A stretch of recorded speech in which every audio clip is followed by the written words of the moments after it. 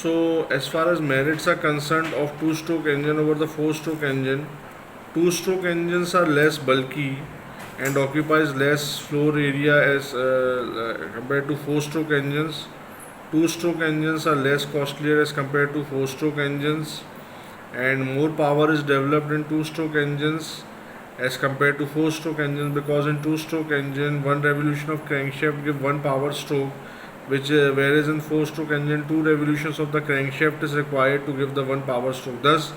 for the same power developed two-stroke engine of the same size running at the same speed, practically this power is not double but only 30% is more due to losses. As compared to, as we compare for the demerits, there is low thermal efficiency in two-stroke engines, there is high fuel consumption, and because of sudden release of exhaust gases, it is much noisier.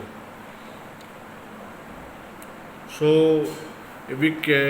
talk about the merits of the four-stroke engine over the two-stroke engine, so in four-stroke engines there is less consumption of lubricating oil, lubrication remains for longer time, and the demerits of two-stroke engines are that mechanical efficiency is less, it requires high maintenance cost, and this complication mechanism is there. So moving ahead, and we have already covered the steam engines. So I am giving you the assignment to write down the difference between the steam engines and the uh,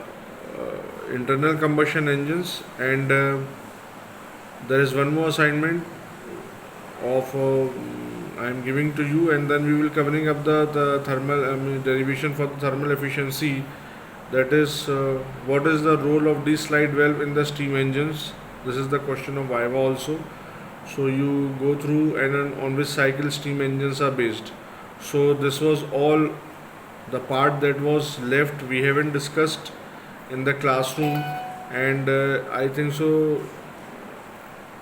I will be giving subsequent important questions in the coming lectures, and syllabus as far as is concerned, nearly all topics we have covered up of the basic mechanical engineering. The topics that were left I have covered in the all the subsequent lectures, and I will be giving some numerical questions to you, so you please cover up those numerical questions, and important questions I will be giving you, so you go through the important questions and complete the assignment in the assignment copy that I have given to you to make, and please write down these questions in your assignment copy, so this will be helpful in for the final preparation of the examination. Okay.